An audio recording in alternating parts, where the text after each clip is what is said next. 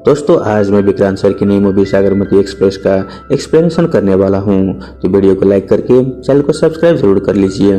तो चलिए शुरू करते हैं आज का ये धमाकेदार वीडियो। तो मूवी शुरुआत होती है 2002 से अयोध्या में, जहां पर कुछ श्रद्धालु सागरमती एक्सप्रेस से अहमदाबाद के लिए निकल रहे थे। वहीं सागरमती एक्सप्रेस अयोध्या से अहमदाबाद के लिए निकलते हैं, लेकिन अहमदाबाद पहुँचने से पहले ही सागरमती एक्सप्रेस में आग लग जाता है। जब ट्रेन गुजरात की गोधरा पहुंची ही थी, तभी सागरमती एक्सप्रेस के 2 बोगियों में आग लगने की वजह से 59 लोग मारे गए थे। वहीं ये बात जब बड़े बड़े न्यूज वालों को मालूम चलता है तो सभी लोग अपनी अपनी रिपोर्ट बनाने लगते हैं। इस मूवी में EVT नाम के एक बहुत बड़े न्यूज चैनल को दिखाया गया है, जो कि बहुत ही ज्यादा पॉपुलर है। आगे हम समर को देख पाते हैं, जो कि एक न्यूज रिपोर्टर तो है, लेकिन वो बहुत ही पॉपुलर नहीं है। इसके बाद हमें राज मूवी का स्क्रीनिंग का सीन दिखाया गया है, जिसमें मालिनी का भूत दीनू मारिया के किरदार आदित्य को बर्बाद करने की बात कर रहा होता है। यही ये सीन प्रेस स्क्रीनिंग में दिखाया जाता है। अब यहाँ पर बहुत ही ज्यादा जर्नलिस्ट आए हुए थे। वहीं पर हिंदी मीडियम का पत्रकार समर कुमार मेकर से एक ऊंचा सवाल पूछ लेता है। सीन को देखकर समर कुमार राज के फिल्म मेकर से पूछता है कि पर्दे पर दिखने वाली लड़की तो भूतनी है, तो वो फिर लिपस्टिक क्यों लगाती है।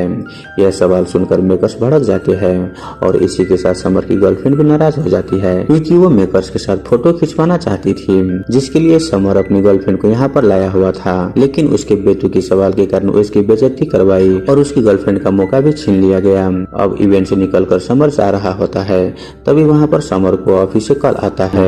यहाँ पर समर जानता है कि उसे सागरमती एक्सप्रेस में लगी आग की रिपोर्टिंग करने के लिए भेजा जाता है। उसके साथ जाती है EVT न्यूज के senior journalist Manika Raj Purohit. Manika Raj Purohit EVT media में तेज तरार और फेमस न्यूज का एंकर है, जिसका फराटेदार अंग्रेजी और न्यूज एंकरिंग के स्टाइल की इंडस्ट्री में काफी दबदबा है। तो समर मनिका से पहली बार फ्लाइट में मिलता है। वो तो उन्हें अपना आइडल मानता है। यहाँ पर उनकी बहुत सारी बातें होती है। यहाँ पर मेनिका को मालूम चलता है कि समर जो है वो फिल्मी लाइन से जुड़ा हुआ है और उसमें फिल्म में बहुत ही इंटरेस्ट है। उसे तो बस यहाँ पर इसलिए लाया गया क्योंकि उस वक्त उनके पास कोई और रिपोर्टर मौजूद नहीं था। इसके बाद वो दोनों ही गोधरा पहुंच चुके थे। फिर वहाँ पर मनिका और समर एक साथ ग्राउंड जीरो पर पता लगाने की कोशिश करते हैं कि आखिर यह हादसा कैसे हुआ। वो यहाँ पर बहुत सारे लोगों से पूछताछ करने लगते हैं। अब यहाँ पर बहुत सारी भीड़ थी और 2 बोगियों में आग लगी हुई थी। यहाँ पर समर सारी चीजों को रिकॉर्डिंग करने लगता है। साबरमती एक्सप्रेस की इन 2 बोगियों में जो कुछ भी हुआ, उन सभी को देखकर समर और मेनिका बहुत ही हैरान थे। उन्हें मालूम चलता है कि 59 लोगों ने 2 बोगियों में मारे गए हैं। वहाँ पर वो सभी लोगों से पूछताछ करने लगते हैं कि आखिर यह हादसा कैसे हुआ। लेकिन धीरे धीरे यहाँ पर पूछताछ करने के बाद मालूम चलता है कि 2 पक्षों में लड़ाई हुआ था। लेकिन ये सब देखकर ऐसा बिल्कुल ही नहीं लग रहा था कि ये आग लग गई है, बल्कि ये आग जानबूझकर लगाई गई थी। यह बात समर और मेनिका दोनों को बहुत ही अच्छे से मालूम चल चुका था।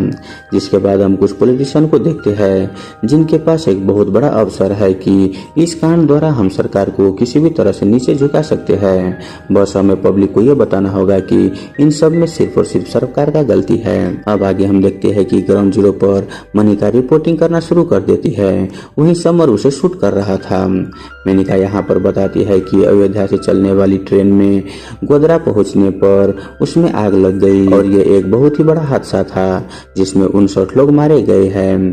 ये सारी चीज देखते हुए समर को बहुत ही बुरा लगा, क्योंकि वो जानता था कि ये कोई हादसा नहीं है, बल्कि सोची समझी साजिश है। लेकिन समर ने मेडिका मैडम से कुछ भी नहीं कहा, वो बस उसके बातें सुनता रहा। यहाँ पर मनिका ने समर से ये कहा था कि जब ये क्लिप कंप्लीट हो जाए तो वो उसे ऑफिस में भेज दे।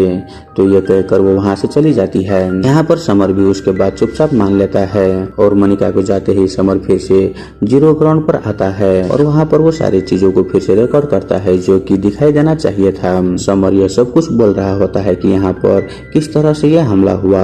वही वो हॉस्पिटल जाकर उन सारी विक्टिम्स का रिकॉर्डिंग करता है, जो कि बुरी तरह से घायल हो चुके थे। उन सभी का कहना यही था कि भीड़ अचानक से आई और यह सोची समझी चाल थी, जिनमें 59 लोग मारे गए। उनकी फैमिली का दर्द यहाँ पर समर सारे कुछ रिकॉर्ड कर लिया। जब वो सारी रिकॉर्डिंग करके वापस आ ही रहा था तभी अचानक से उनके ऊपर भी हमला हुआ, लेकिन समर जैसे तैसे करके वहाँ से भाग गए और वो तुरंत दिल्ली आकर उस रिकॉर्डिंग के बारे में तुरंत ही एबीटी मीडिया के डायरेक्टर को बता दिया। वो उन्हें दोनों टेप दे देता है। एक टेप में मनिका ने रिपोर्टिंग की थी तो दूसरे टेप में समर ने रिपोर्टिंग की थी। अब यहाँ पर हम जानते हैं कि न्यूज को पब्लिश करना था क्योंकि बहुत ही देर हो चुका था। वहीं मनिका की रिपोर्ट पूरी तरह से तैयार था, लेकिन यहाँ पर समर अपने हेड को बताता है कि जो कुछ भी मनिका मैडम और हमने देखा है वो यहाँ पर बताया नहीं गया है। मनिका मैडम ने यहाँ पर रिपोर्टिंग में ये कही कि ये एक हादसा है, जबकि मेरे पास पुख्ता सबूत है जो कि इस टेप में है और आप देख सकते हैं कि यह हादसा नहीं बल्कि सोची समझी प्लान था।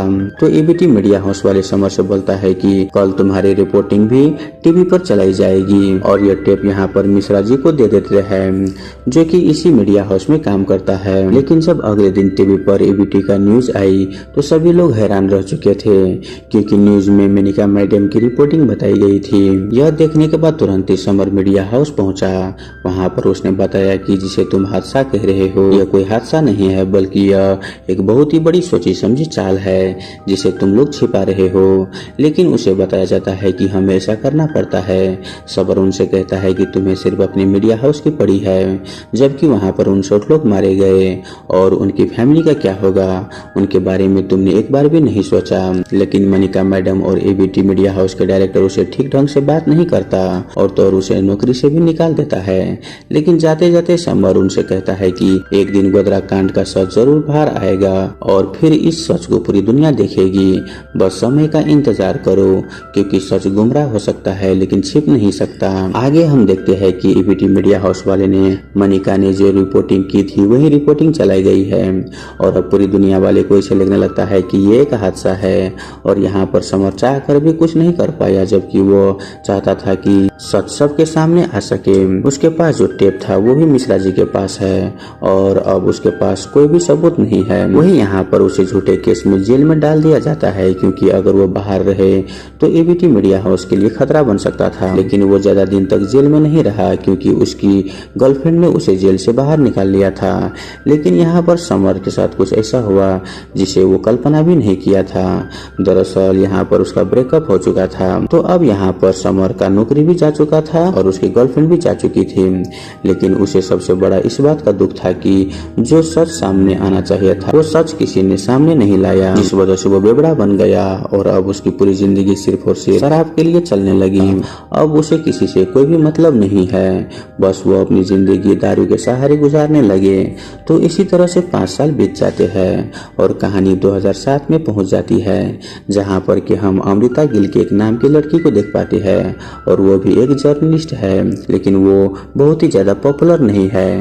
बस वो भी मनिका जैसी एक बड़ी न्यूज रिपोर्टर बनना चाहती है और अब अमृता भी एबीटी मीडिया में काम करने लगी है। तो अमृता पहले दिन मनिका से मिली और वो मनिका से कहती है कि वो भी उनकी तरह न्यूज रिपोर्टर बनना चाहती है। लेकिन मनिका का एटीट्यूड बहुत ही रूड था जो कि आम लोगों को बिल्कुल भी पसंद नहीं आता। अब आगे हम देखते हैं कि 2007 में अब सीएम चेंज हो चुके थे, तब यह केस एक बार फिर से खुला। तो जब नई सरकार बनी तो एबीटी मीडिया के हाउस के लोग मिनिस्टर से मिलने के लिए पहुंच गए। एबीटी मीडिया हाउस वाले तो संबंध बनाना चाहते थे लेकिन वहां पर कुछ उल्टा ही हो गया। पता चलता है कि स्टेट गवर्नमेंट चाहता है कि एबीटी मीडिया हाउस वाले गोधरा कांड की रिपोर्ट एक बार फिर से तैयार करें, तो एबीटी मीडिया हाउस वाले भी मान जाते हैं। हालांकि वहां पर एक थोड़ा सा प्रॉब्लम था, लेकिन वो लोग बोलते हैं कि हम रिपोर्ट जरूर तैयार करेंगे लेकिन हम इस बार हत्याकांड के बारे में नहीं बल्कि विक्टिम्स के बारे में बताएंगे। लेकिन इसके बारे में वो खुद रिपोर्टिंग नहीं करेंगे बल्कि वो किसी एक नए रिपोर्टर को देखना चाहता है ताकि वो उसे संभाल सके। तब मनिका को अमृता के बारे में याद आता है। अमृता दरअसल में एक मौके के तलाश में थी और वो अपना काम जो है वो काफी अच्छी तरीके से करती है।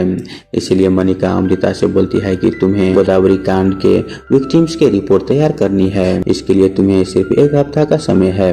यह सुनने के बाद तो यहाँ पर अमृता बहुत ही खुश हो जाती है क्योंकि यह बात उसे मनिका मैडम ने कही थी और दूसरी बात वो इसे सुनहरे अवसर का इंतजार ही कर रही थी, जिसके बाद वह गोधरा हत्याकांड के केस के बारे में स्टडी करना शुरू कर देती है। लेकिन विक्टिम्स के बारे में जानने से पहले उसे यह पता लगाना होगा कि आखिर यह सब कैसे हुआ था।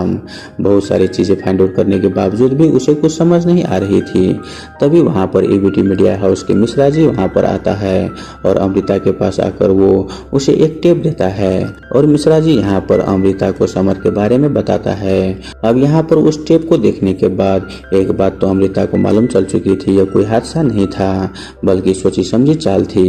मिश्रा जी यहाँ पर अमृता को समर के बारे में बताता है कि इस केस की वजह से समर ने अपनी नौकरी खो दी थी और उसकी पूरी जिंदगी बर्बाद हो गई थी क्योंकि उसे जेल में भी डाल दिया था। अब जिस इंसान को इस केस के बारे में ज्यादा मालूम था तो वो समर है, इसलिए अमृता तुरंत ही समर के पास जाती है। समर अब पूरी तरह से बेवड़ा बन चुका था, लेकिन यहाँ पर अमृता चाहती है कि समर उसे गोदावरी केस के बारे में सब कुछ बताए, लेकिन समर अब किसी से कोई भी लेना देना नहीं रखता। उसका जीवन सिर्फ शराब के लिए है और अब उसे शराब के लिए पैसा चाहिए होते हैं। तो यहाँ पर समर ने मना कर दिया था, लेकिन जब अमृता वहाँ से जाने लगती है तब समर उसके पास आता है और वो बोलता है कि मैं तुमसे इस काम के बदले 50,000 रुपया लूंगा और मैं तुम्हें सारी इन्फॉर्मेशन दूंगा। दरअसल समर को शराब के लिए पैसे चाहिए था। वही अमृता भी उसके बाद मान लेती है। अब वो अगले दिन गोधरा निकल जाते हैं और अब वो दोनों मिलकर यहाँ पर फिर से जीरो से इन्वेस्टिगेट करने लगते हैं आखिर यहाँ पर क्या हुआ था। तब थोड़ी जांच पड़ताल करने के बाद उन्हें मालूम चला कि अयोध्या में एक यज्ञ था और यज्ञ से ही ये सारे लोग वापस लौट रहे थे। तभी यहाँ पर मालूम चलता है कि कुछ लड़के लोग लड़की को छेड़छाड़ कर रहे थे। वही वहाँ के लोग सद्दाम को ये सारी बात बता दी। जब ये सद्दाम को ये बात मालूम चला तो उसने बहुत सारी भीड़ इकट्ठी कर ली और वो सद्दाम ये सारे लोग लेकर यहाँ पर चला आया और यात्रियों के साथ झगड़ा करने लगा। इसी वजह से वहाँ पर आग लग गई। दूसरी कहानी यह है कि प्लेटफॉर्म पर एक साजिद बाटली वाला है जो कि चाय वाला है। उसकी लड़ाई जो है यात्रियों से हो गई, जिसके बाद उन्होंने सद्दाम को बताया और फिर सद्दाम ने इसी तरह से हजारों लोगों को भीड़ लेकर आया और फिर यात्रियों से झगड़ा करने लगा, जिस वजह से ट्रेन में आग लग गई। और इन सब का चश्मदीद गवाह है अरुण बरदा। तो अब यहाँ पर अमृता और समर को एक बात तो समझ आ गया था कि यह लोग वही दिखा रहे हैं जो कि हमें देखना चाहिए। उन्होंने एक चीज नोटिस कर ली थी कि दोनों कहानियों में पैसेंजर्स का ही गलती है, इस वजह से कोई कुछ नहीं कर रहा है और इसी वजह से इस कहानी को दबा दिया गया है। लेकिन अरुण बरदा से अगर वो लोग मिले तो यह सारी कहानी झूठी साबित हो जाएगी और उन्हें अपनी तीसरी और सच्ची कहानी मिल जाएगी। लेकिन उससे पहले वो लोग साबरमती एक्सप्रेस को देखने के लिए जाते हैं जो कि 5 साल पहले जल गई थी। वो वहां पर जाकर निरीक्षण करते हैं और देखते हैं कि आखिर रेलवे वालों ने किस तरह से हादसा बताया है। रेलवे वालों ने रिपोर्ट में लिखा था कि कुछ लोग इसी ट्रेन के डिब्बे में बैठकर खाना बना रहे थे, तो एक दूसरी रिपोर्ट में लिखा था कि सिगरेट की वजह से इन ट्रेन में आग लग गई है। लेकिन समर ने दोनों को ही झूठा ठहरा देता है। समर बताता है कि इन दोनों बोगियों की अगर टोटल सीट मिलाई जाए तो टोटल 72 सीट है और यात्री जो है वो 200 के आसपास थे, मतलब कि 3 गुना ज्यादा। जिस ट्रेन में पैर रखने तक की जगह ना हो वहाँ पर भला लोग खाना कैसे बना रहे थे? ऐसा तो हो ही नहीं सकता। मतलब यह रिपोर्ट तो पूरी तरह से गलत है। और दूसरी रिपोर्ट है सिगरेट की, तो यहाँ भी वही बात निकल कर आता है कि जब 3 गुना भीड़ है तो किसी इंसान ने सिगरेट निकाली और पी ली और वहां पर फेंक दी और किसी ने उसे देखा भी नहीं। तो चलो अगर सिगरेट किसी ने फेंक दी और किसी ने देखा भी नहीं तो आखिर एक सिगरेट से ज्यादा क्या हो सकता है? जो यहाँ पर हम देख रहे हैं ये तो बिल्कुल ही नहीं हो सकता। तो वो लोग यहाँ पर कोर्ट जाते हैं जहाँ पर कि अरुण बरदा मौजूद था, लेकिन उसे सबकी नजरों से छिपाया जा रहा था, जिस वजह से अमृता और समर को भी उसे ढूंढने में बहुत ही प्रॉब्लम हुई थी। आखिरकार उसने देखा कि 2 पुलिस वाले अरुण बरदा को बाइक से लेकर जा रहे हैं। वो लोग अरुण बरदा के घर पर लेकर जा रहे थे। वहीं उनके पीछे अमृता और समर भी जाने लगता है। लेकिन प्रॉब्लम यह थी कि अरुण बरदा को जिस घर में रखा गया था उसकी चौकीदारी के लिए 2 हवलदार भी बाहर खड़े कर दिए गए थे। तो आखिर समर और अमृता अंदर कैसे जाए? तो यहाँ पर समर इसका प्लान सोचता है। वो लोग बड़े ऑफिसर बनकर बत्ती वाली जीप लेकर अरुण बरदा के घर पर पहुंच जाते हैं। हवलदार उन्हें नहीं रोकता और फिर वो अरुण बरदा से सारी पूछताछ कर लेते हैं। यहाँ पर अरुण बरदा को न चाहते हुए भी सब कुछ सच सच बताना पड़ता है। अरुण बताता है कि वह किसी जगह पर काम कर रहा था, तभी सदाम भाई आए और उन लोगों ने हम सभी को अपने साथ लेकर चले गए। और जो गोधरा में हुआ वो कोई हादसा नहीं था, बल्कि एक सोची समझी चाल थी। सागरमती एक्सप्रेस को जलाने का प्लानिंग एक दिन पहले ही हो चुकी थी। बहुत सारे लोगों को इकट्ठा भी कर लिया गया और 20-20 लीटर्स के 7 पेट्रोल्स के ड्रम्स को भी रखा गया था।